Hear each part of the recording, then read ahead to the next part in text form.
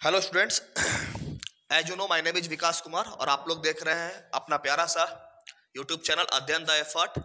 और इस YouTube channel पर आपको जेएसएससी जेई का जो जनरल इंजीनियरिंग का जो पेपर है वो कंटिन्यूएशन में है। ठीक है, जो लास्ट वीडियो लेक्चर आप लोगों को मिला था वो एसी फंडामेंटल के कुछ बेसिक टर्मिनोलॉजी जो होते हैं उन पर बेस्ड था। आज जो है हम लोग उसी टर्मिनोलॉजी में एक और टर्मिनोलॉजी है, that is average value. That is average value. देखिए, इसके डेरिवेशन करने का कोई मतलब नहीं बनेगा क्योंकि आपको सब्जेक्टिव का तो एग्जाम देना है नहीं। ठीक है, तो आपको कुछ मोटे मोटे बातें इसमें जानकारी होना चाहिए। सबसे पहले तो इसका डेफिनेशन को थोड़ा क्लियरली समझ लेते हैं, होता क्या है। ठीक है, एवरेज वैल्यू होता क्या है, एक मोटा आइडिया आपको होना चाहिए क्योंकि इसमें सवाल रहता है। आप ऐसा समझ लीजिए कि ये कोई रजिस्टर अभी हम फिलहाल ले लिए, ठीक है, और मेरे पास यहां पर कोई एक सोर्स है। ठीक है, अभी हम इसमें नहीं देते, ये सोर्स है बस मेरे पास। अब क्या हुआ, यहां पर हम एक मीटर लगा के रखते हैं। ठीक है, चार्ज मीटर है। इसका काम क्या है, ये बता देगा कि यहां से ये पॉइंट ए है और ये पॉइंट बी है। जब कोई करंट यहां से आई करंट पास करेगा ए से बी की ओर, तो ये बता देगा कि इसमें से कितना चार्ज पास किया है। सिंपल सा चीज, कितने क्या चार्ज है, मतलब चार्ज का क्या वैल्यू ये बता देगा। चार्ज मीटर यही काम करेगा, कहानी जैसा समझिएगा। अब क्या किया, हम लोग शुरू में डीसी जानते थे, हम लोग उसके बाद फिर एसी पर शिफ्ट हुए। ऐसे हम लोग पहले एसी जाने थे, लेकिन एसी में उतना आविष्कार नहीं हो पाया था बिगिनिंग स्टेज में। पहले आविष्कार हम लोग ज्यादातर किए डीसी में। फिर जब एसी में शिफ्ट किए तो हम लोग कुछ चीजों को, एसी के कुछ कुछ टर्म्स को हम लोग डीसी के रिस्पेक्ट में समझ लिए। तो वैसे ही आज हम लोग समझेंगे एवरेज वैल्यू। अब क्या हुआ कि सबसे पहले हम लोग यहां से एक डीसी सोर्स लगाएंगे ताकि एक डीसी करंट सप्लाई दे सके। ठीक है, अब इसमें तीन चीजें हैं। आपको एक आईडीसी लेना है, मतलब डीसी करंट कितना भेजे ये बताना है। आपको एक टाइम भी बताना है, टाइम कितना समय के लिए भेजे, और उसमें आपको चार्ज क्या मिला। ठीक है, तो आप एक डीसी करंट हाइपोथेटिकली बता रहे हैं, ऐसा कुछ नहीं है कि यही फिक्स वैल्यू, नहीं, आप कुछ भी रख सकते हो, कोई भी। मान के चलिए हम लोग 2 एम्पियर का डीसी करंट भेजे, यहां से कुछ 1 सेकेंड के लिए भेजे होंगे, 1 सेकेंड टाइम के लिए फ्लो होने दिए 2 एम्पियर का करंट। तो ये चार्ज मीटर कुछ चार्ज नापा होगा। ठीक है, ये कुछ चार्ज नाप लिया। ठीक है, अब मान के चलिए कोई भी चार्ज, कितना अमाउंट ऑफ चार्ज है ये कुछ अपना बताया कि भैया इतना अमाउंट ऑफ चार्ज है। हाइपोथेटिकली बता रहे हैं, हमको नहीं मालूम, कैलकुलेशन में भी नहीं पढ़ रहे हैं। ठीक है, मान लेते हैं कि ये कुछ जो चार्ज है, ये मान के चलिए 3 कूलाम का चार्ज मेजर किया। यहां से करंट गया तो कुछ 3 कूलाम का चार्ज ये क्या कर लिया, मेजर कर लिया। अब हम लोग क्या करेंगे, यहां से सोर्स को बदल देंगे। अब हम लोग एसी लगा देंगे। तो जब एसी सोर्स लगेगा तो करंट भी एसी जाएगा।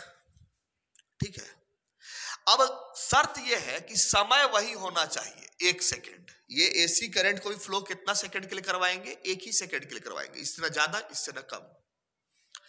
और देखेंगे कि आखिर ऐसा कौन सा एसी मैग्नीट्यूड का करंट हम फ्लो करवाएं कि चार्ज भी जो है वो 3 कूलाम भी आए। ठीक है, मान लेते हैं कुछ ऐसा मान लेते हैं hypothetically.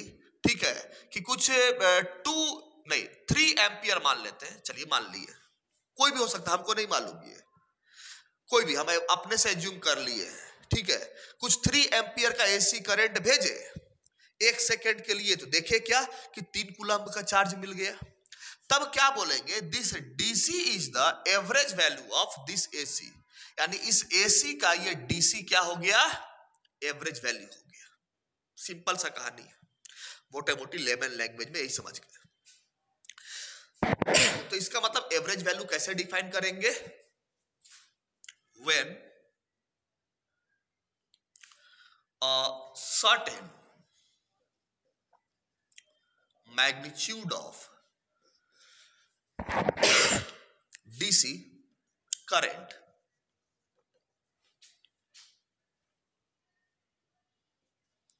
is passing for a certain time period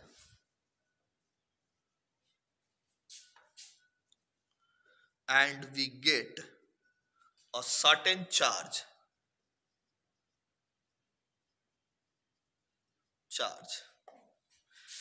if the same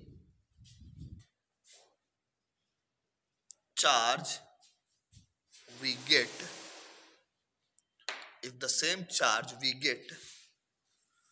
when an AC current is passing for the same time period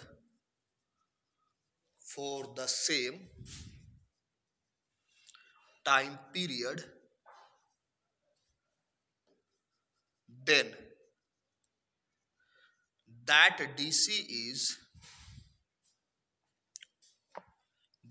DC is called as average value of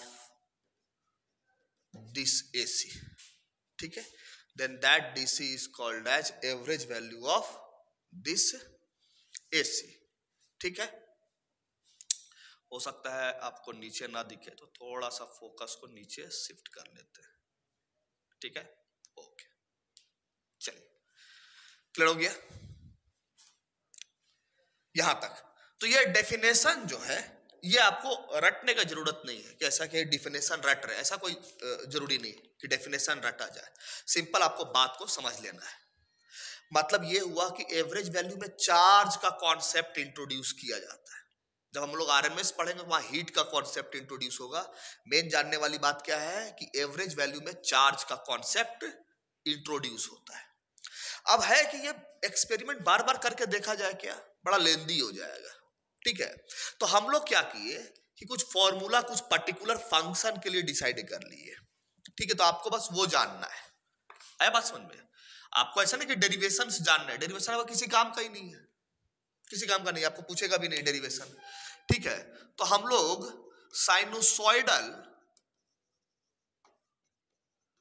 waveform के लिए डीसी का जो value है वो हम लोग जान लेंगे, पहला चीज. ठीक है, तो पहला एक और चीज, इसको जानने से पहले थोड़ा सा एक चीज और जान लेते हैं. कभी ये आपको अगर ऐसा ऑब्जेक्टिव में सवाल आ जाए कि एवरेज वैल्यू जो होता है, एवरेज जो वैल्यू होता है, इसका जो बेसिक फॉर्मूला होता है, this is area of the half cycle. Area of the half cycle divided by length of the half cycle. Length of the half cycle. देखो, एवरेज वैल्यू कभी फुल साइकिल के लिए नहीं निकालते हैं. मतलब ऐसा एक कंप्लीट साइकिल के लिए आप एवरेज वैल्यू निकालने की गलती नहीं कीजिएगा. आप हमेशा या तो इस हाफ साइकिल के लिए निकाल लीजिए, इस हाफ साइकिल के लिए निकालिए, दोनों के लिए नहीं निकालिएगा.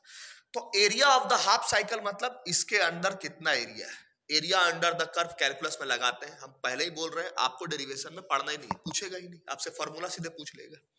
तो ये एरिया ऐसे ये फॉर्मूला, ये बेसिक, सबसे बेसिक फॉर्मूला एवरेज वैल्यू का है. तो निकालते कैसे हैं? Area of the half cycle divide by length of the half cycle. इसका ये ये कितना है? अगर ये 0 है, पाई है, तो पाई में से 0 घटा दीजिए तो लेंथ कितना हो गया? पाई हो गया. तो यहां पर आप पाई रखिएगा. ठीक है, इसी का यूज करके हम लोग अलग अलग तरह के वेवफॉर्म का एवरेज वैल्यू एक्चुअली में निकालते हैं. ठीक है, तो आपको जो सबसे इंपॉर्टेंट है जानने वाला है वो है साइनोसॉइडल वेवफॉर्म. ठीक है, sinusoidal.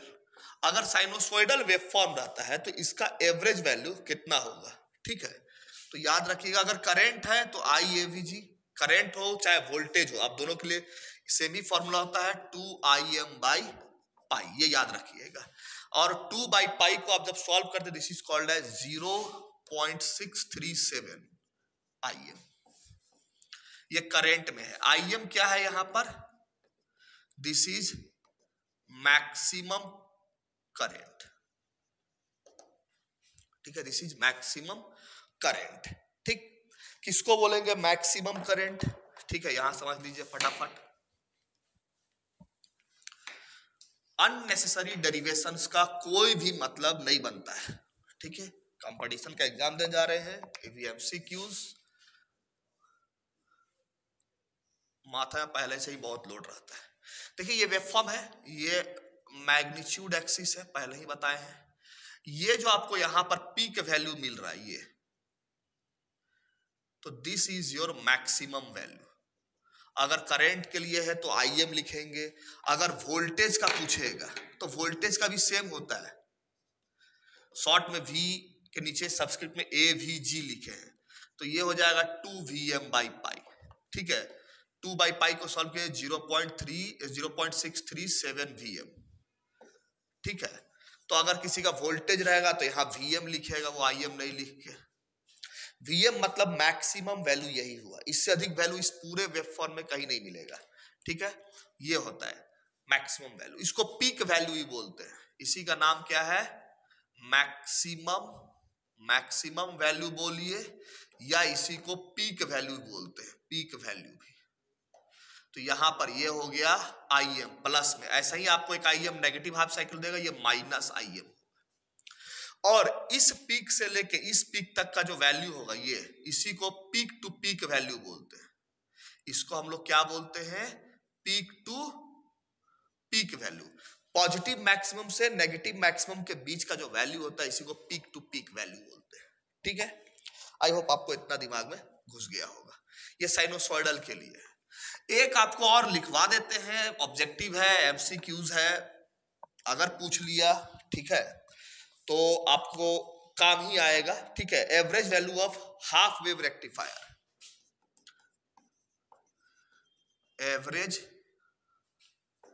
Average value of half wave rectifier. देखिए रेक्टिफायर एक ऐसा सर्किट होता है जो कि AC को DC में कन्वर्ट कर देगा, ठीक है। तो आपका जो है, अगर बात करें हम लोग कि रेक्टिफायर दो तरह का होता है, फुल वेव भी और हाफ वेव भी। फुल वेव का पूछेगा तो जो अभी हम जस्ट वैल्यू लिखा है तो उतना ही होगा। हाफ वेव का अगर आपसे पूछ देगा कि हाफ वेव रेक्टिफायर का आप एवरेज वैल्यू बताइए, तो अगर करंट आप लिख रहे हैं तो करंट में हो जाएगा IM/पाई। अब वोल्टेज में हम बार बार बोल रहे हैं सेम ही होगा, बस IM की जगह VM हो जाएगा, VM/पाई। तो this is the average value of half wave rectifier. Kindly आप नोट डाउन कर लीजिएगा, ठीक है। एक और लिखवा देते हैं, दैट इज ट्रायंगुलर वेवफॉर्म, ठीक है। आपको सिर्फ फॉर्मूला याद रखना है, ऑब्जेक्टिव MCQs आएगा, आपको टिक मारना है, देखकर सिर्फ आपको टिक मार के आना है, आपको इसको याद करना पड़ेगा, ठीक है। एवरेज वैल्यू जो है अब हम लिखवा देते हैं ट्रायंगुलर वेवफॉर्म का, ठीक है। ट्रायंगुलर वेवफॉर्म, ट्रायंगुलर वेवफॉर्म, आपको कहीं भी डेरिवेशन नहीं पूछने वाला है, ठीक है। इसलिए आप वरी नहीं होइएगा कि आपसे डेरिवेशन पूछ लिया। आई एवरेज जो होगा ट्रायंगुलर वेवफॉर्म का, दैट इज IM/2, याद रखिएगा। और वोल्टेज में बात करेंगे तो यही होगा वोल्टेज का भी, दैट इज VM/2। तो this is the average value of triangular waveform, ठीक है। आपको कहीं पर भी ये डेरिवेशन करने की जरूरत नहीं, आपको 3 का लिखवा दिए, साइनोसॉइडल बोलिए चाहे फुल वेव रेक्टिफायर बोलिए, एक ही होगा 2IM/पाई। हाफ वेव रेक्टिफायर का IM/पाई और ट्रायंगुलर का IM/2, ठीक है। आपको इतना ही याद रखना है क्योंकि आपसे MCQs पूछा जाएगा, ठीक है। इसमें बेसिकली किसका कॉन्सेप्ट आता है? चार्ज वाला कॉन्सेप्ट आता है, ध्यान में रखिएगा। स्टेटमेंट वाले प्रॉब्लम में देखिएगा कहां चार्ज के कॉन्सेप्ट की बात कर रही है, वही आपका सही होगा, ठीक है। क्लियर हो गया? तो ये था आपका total average value. I hope आपको ये समझ में आया होगा, ठीक है।